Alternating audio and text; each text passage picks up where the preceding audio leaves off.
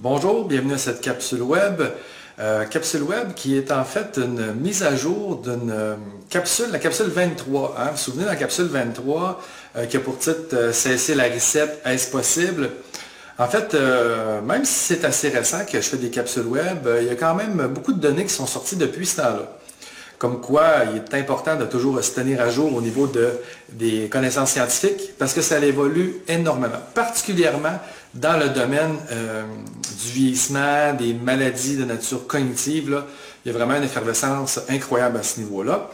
Donc, je me devais de faire une petite mise à jour sur le contenu parce qu'il y a deux choses qui sont vraiment un changement significatif par rapport à ce que je disais dans la capsule web. Et je vais la laisser là, la capsule web 23, parce qu'en fait, ça montre l'importance de faire de la formation continue. Premier élément, en fait, on disait que 25 à 30% des gens pour qui on prescrit des inhibiteurs de cholestérase, donc les gens qui consomment ça, qui sont atteints de la maladie d'Alzheimer, 25 à 30% en retirent des bénéfices. Qu'on a vu qui étaient des bénéfices là, très légers, au meilleur là, modérés. Et en fait, les données récentes, j'ai eu quelques posts sur Facebook que j'ai mis en regard avec ça, que les données scientifiques se retrouvent là. Mais en fin de compte, on est rendu à 8%. 7 à 8% en retire des bénéfices. Donc, pour 100 personnes âgées, pour qui on prescrit des inhibiteurs de la cholestérase, qui sont atteints de troubles neurocognitifs majeurs, donc Alzheimer, en fait, 7 à 8% en retire des bénéfices. L'autre donnée importante qui a changé récemment dans des données scientifiques, c'est le fait que le sevrage dans la capsule, le 23, je disais, écoutez, le sevrage, c'est faisable de ces molécules-là, même s'il y a des craintes parfois des cliniciens, des craintes parfois du corps médical, des familles. En fait, ça se fait dans 70% des cas, c'est possible de faire un sevrage sans aucune difficulté. Il y a environ 30% chez qui, ce qu'on voit, il y a une détérioration qui apparaît. On suggère de réintroduire la molécule. Ça, c'était ce que je disais dans la capsule 23.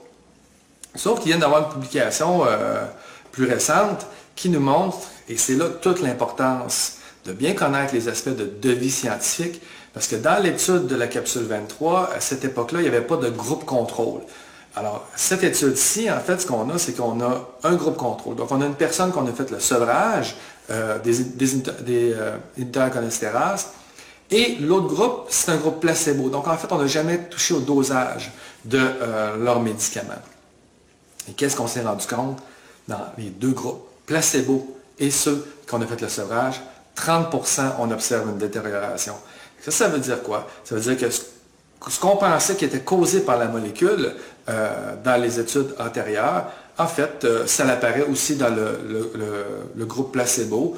Donc, c'est tout simplement une évolution de la maladie ou de d'autres causes qu'on ignore, mais en fait, il se passe le même phénomène. Donc, la détérioration observée n'est pas reliée à avoir cessé la médication. Donc, ce qui veut dire qu'ils n'ont pas vu de différence significative dans l'étude. Ça veut dire que si la personne n'est pas dans le 7 à 8% qui en retire des bénéfices, il est vraiment possible de faire un sevrage avec succès de ce médicament-là.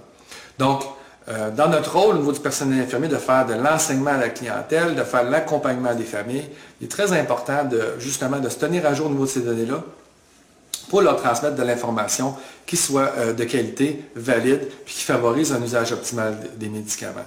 Puis à ce sujet-là, comme vous savez, dans l'usage optimal des médicaments, on tient compte aussi des coûts. Est-ce que la personne en reçoit des bénéfices? Est-ce qu'il y a des effets secondaires? Mais également, on doit tenir compte de l'aspect économique de la médication. Et ça, c'est des médicaments qui coûtent extrêmement cher. Donc, on doit s'assurer de ne pas en priver à ceux qui en ont besoin, mais ceux qui n'en ont pas besoin, il ne faut pas se gêner pour faire un sevrage, parce qu'en fait, on n'en retire plus de bénéfices, on peut en retirer des effets secondaires, mais en plus, ça coûte des sous à la société qu'on ne peut pas investir dans d'autres secteurs du système de santé. Alors, merci beaucoup pour votre attention et j'espère que vous appréciez. À la prochaine.